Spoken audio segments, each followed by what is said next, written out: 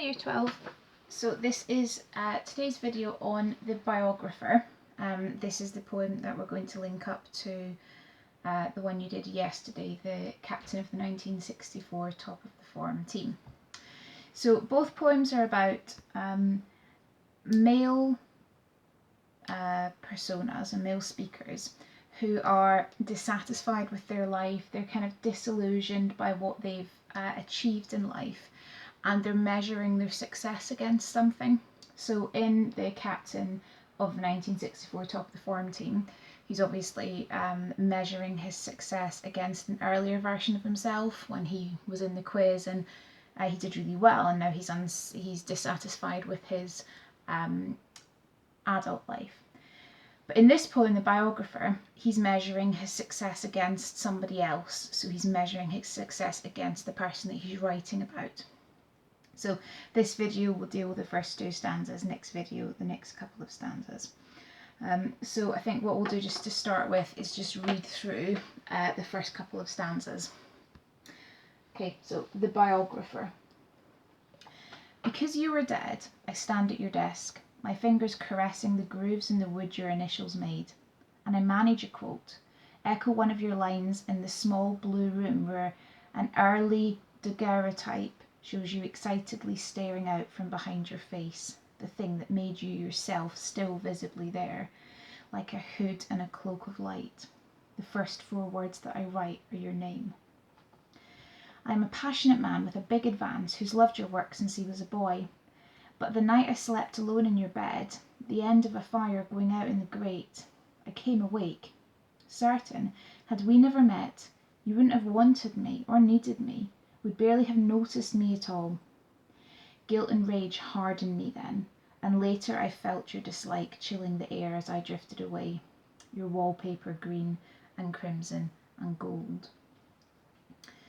So, this is from, like I said, the persona is male and the persona is a writer, and he is in the process of writing a biography about his idol, and it's actually about Charles Dickens. This persona idolizes Charles Dickens and he's writing his biography. And we'll just think about the title. He is defining himself, the persona defines himself through the other person, because he's defined by the fact that he's writing a biography of somebody else. So there is, oh, hang on, I'm using a pencil and I don't want to be inconsistent, so I'm just going to get a pen 1 second. You might wonder why it matters, but I'm very kind of OCD about those things. So he's defining himself by somebody else, and that tells us a lot about his, not just like the strength of how he idolizes this other person, but also the way that he is uncertain of who he is, because he is defined through the act of being obsessed with somebody else. So the proper noun he uses, the biographer, shows that the persona is unsure of himself and obsessed with this other person. And we get that just from the title. So what is happening in this first stanza is that he's in the room, he's in a room that Charles Dickens lived in his house. I think you can visit it in London. And he's kind of staring around at the space that Dickens inhabited. And he says, because you are dead, I stand at your desk, my fingers caressing the grooves in the wood your initials made. So there's 2 things in there. First of all, this poem, like top of the form, which I'll just shorten it to because it's a long title, they're both dramatic monologues. And we know that because of the pronoun you. It's being addressed to a particular person, and that's not monologue, that's monologue, which isn't a word. L-O-G-U-E. Dramatic monologue, and it's the second person pronoun that points that out to us. In that form, if we think about the dramatic monologue form, it often kind of draws like attention or importance to the speaker because we're hearing kind of purely from their perspective. So this is something which gives the persona some importance, which seems slightly at odds with what we've just said. We've just said that the persona kind of defines himself through somebody else, yet he's taking this opportunity to speak in this monologue form in an attempt to have some importance himself. And you may also kind of interpret other things into the dramatic monologue form.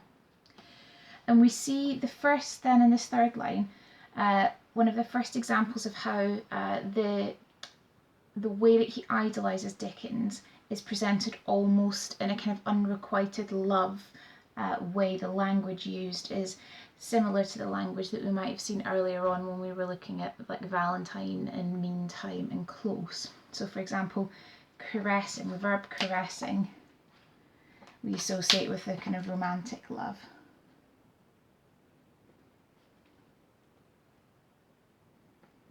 So we can suggest that the persona is not just admiring of Dickens, but it moves in, as we said up there, to an obsession,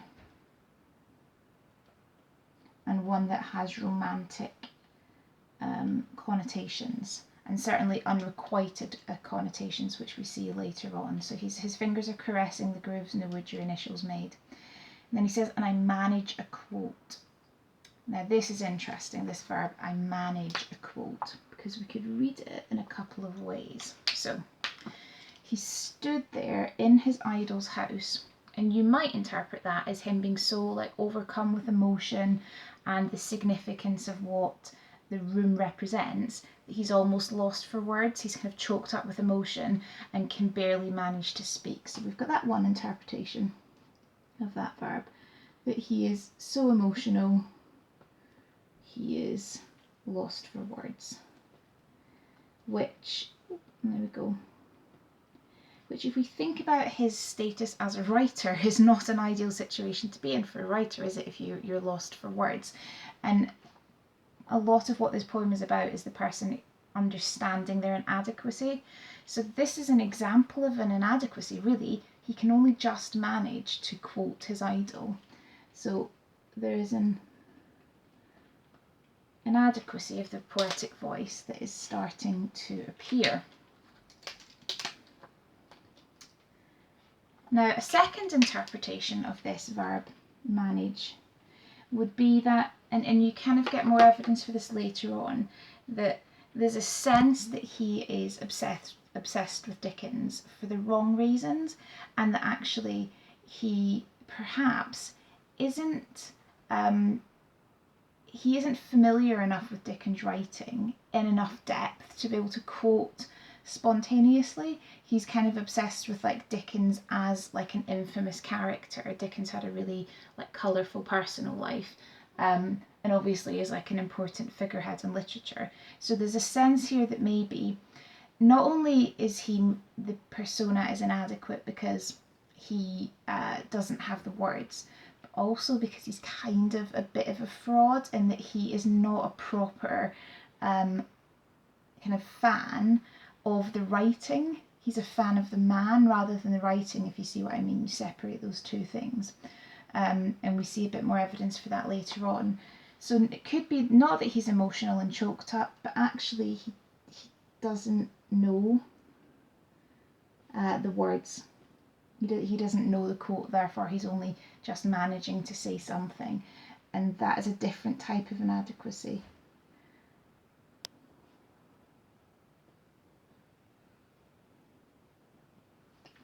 But either way, it's an example of some kind of inadequacy.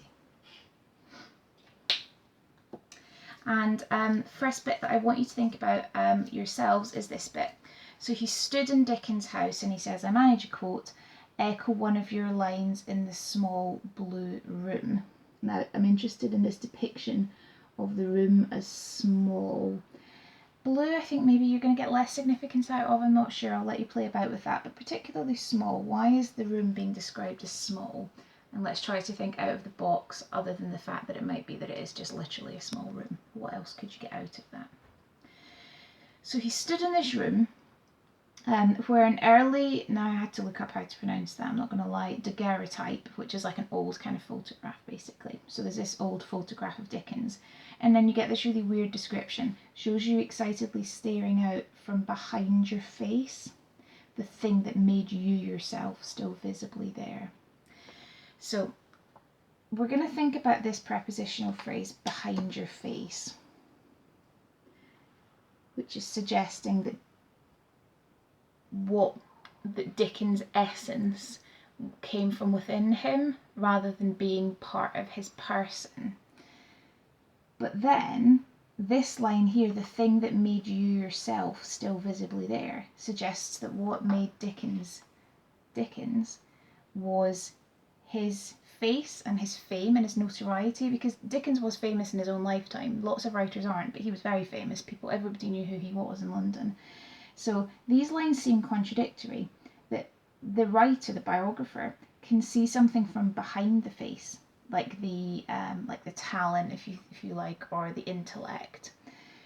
But what made Dickens him and what made him famous was what people could visibly see, that they associated the face with the fame rather than the writing. So you get a bit of a kind of contradiction here. You get a sense that the biographer is like wrestling with that, like what is he idolizing? Is he idolizing the man and his fame and his notoriety, or is he idolizing the writing? So we'll just pick that apart now. So behind your face, prepositional phrase, because you've got the preposition behind creating the phrase, prepositional phrase. And that, as I was just saying, suggests that what, like, Dickens's essence comes from within.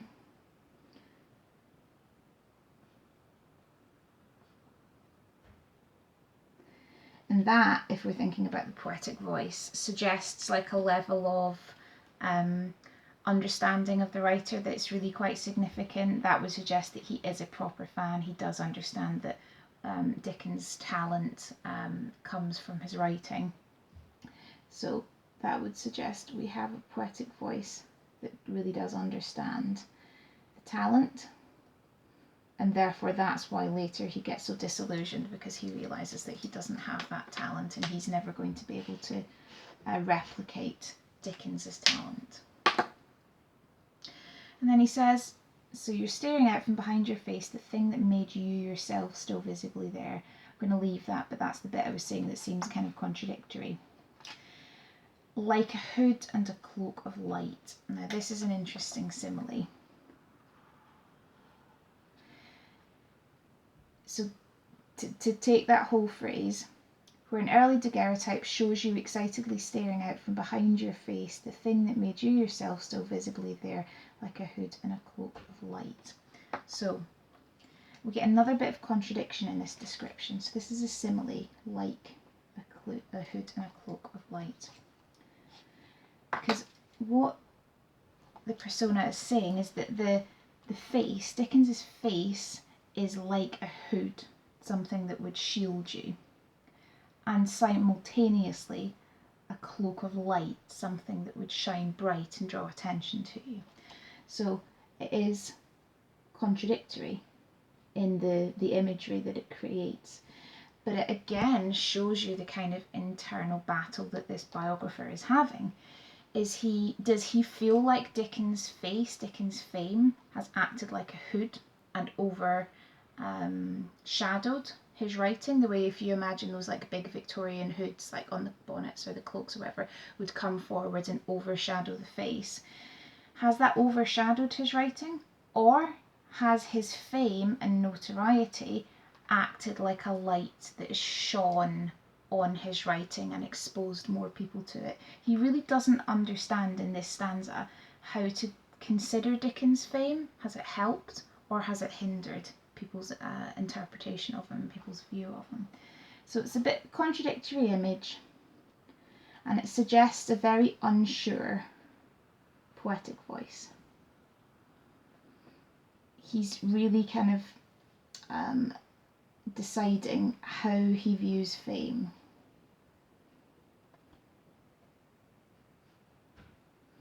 And that's relevant because later on in the subsequent stanzas we see that he basically wants to be famous. He's not a famous writer, and he's like struggling to understand whether that's like he's losing something by not being famous or not. He's just wondering, does fame overshadow your work, or does it actually just draw light to it and get more people to see it? So just highlight that that is an image as well. And we've got an unsure poetic voice. And then he says, the first 4 words that I write are your name, and that's because Dickens has got 2 middle names, which I can't remember, but his full name is 4 words. Right, next stanza, we get a little bit more on the writer, a little bit more on the biographer, the poetic voice, rather than Dickens. So I'll just read it again. He says, I'm a passionate man with a big advance, who's loved your work since he was a boy. But the night I slept alone in your bed, the end of a fire going out in the grate, I came awake. Certain, had we never met, you wouldn't have wanted me or needed me, would barely have noticed me at all. Guilt and rage hardened me then, and later I felt your dislike chilling the air as I drifted away, your wallpaper green and crimson and gold. So we kind of focus on the biographer, and we get, again, in the first 2 lines, a contradictory impression of who this person is. So he describes himself as both passionate. So we have an adjective there, he's passionate, a passionate fan of the writer, a passionate man with a big advance. Now an advance is like the lump sum of money you get to write a book. The publisher gives you to like help fund you through the time of your research and your writing. So what we get here, big advance, noun phrase.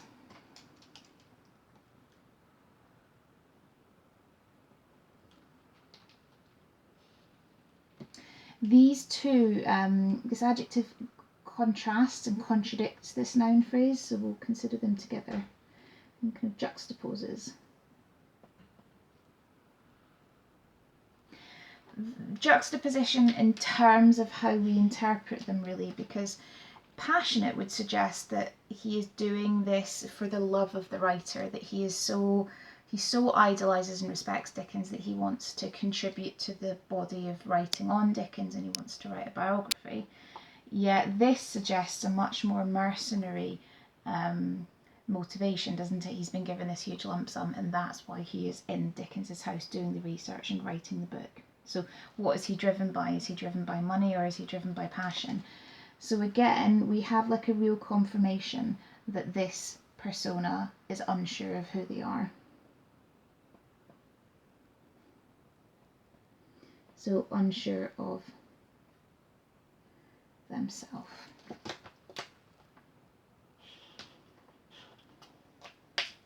So I'm a passionate man with a big advance who's loved your work since he was a boy.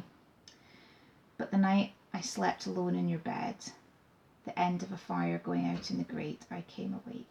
So next thing I want you to think about is this, what this might symbolise, the end of a fire going out in the grate. So we could have some fairly standard symbolism of a fire there, or you might think it's something a bit different. And then we get to this really important bit structurally, I came awake. So we get this caesura.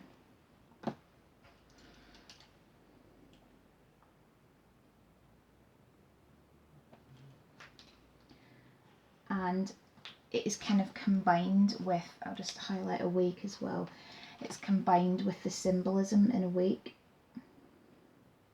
So this is something you can do, which I hadn't realised, I had to look it up. You can pay to sleep in, like, you can do this in Wordsworth's house in the Lake District, you can do it in Dickens' house in London, probably other writers as well. You can actually, they like function a little bit like B&Bs or hotels. For probably an astronomical amount of money, you can like sleep in the room that writer slept in to kind of absorb what it was like to be them. So he's staying the night in this room to try to feel inspired. But he's lying there alone in your bed and he came awake, and then you get this hyphen.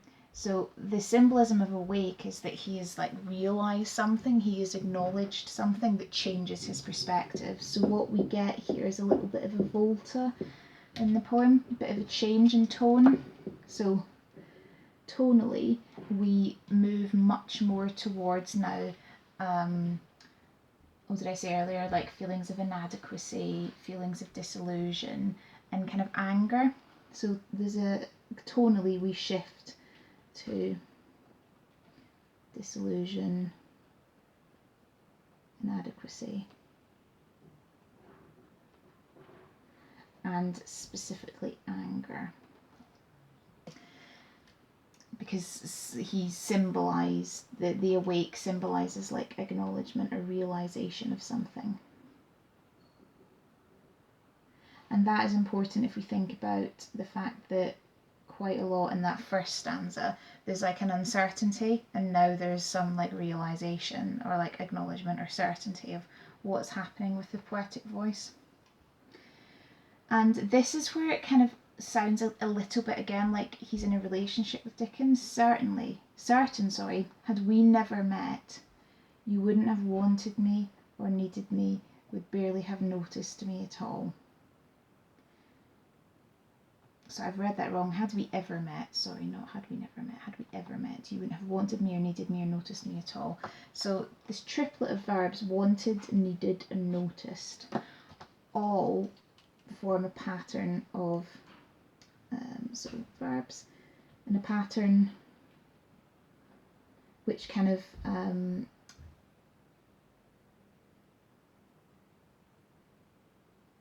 semantic fields, God, that went out my head there, kind of create a semantic field of like romantic and like unrequited love. I'm like the biographer, I can't get the words today. Verbs in a pattern that create a semantic field of romantic or unrequited love, wanted, needed, noticed. And they all create this, like this, the persona has like a real inferiority complex here. So feelings of inferiority, because Dickens, this great literary hero, wouldn't have wanted or needed or noticed this man. And then this is where this sense of anger really comes in. So that realization that he is so far from Dickens, both in time but also in talent, turn into guilt and rage, and he would have been hardened. So guilt and rage hardened me then, and later I felt your dislike chilling the air as I drifted away, your wallpaper green and crimson and gold. So I want you guys to think about this description here. Later I felt your dislike chilling the air. So what do we think about that figurative technique? And I'm going to think about this description on this final line here. Your wallpaper green and crimson and gold.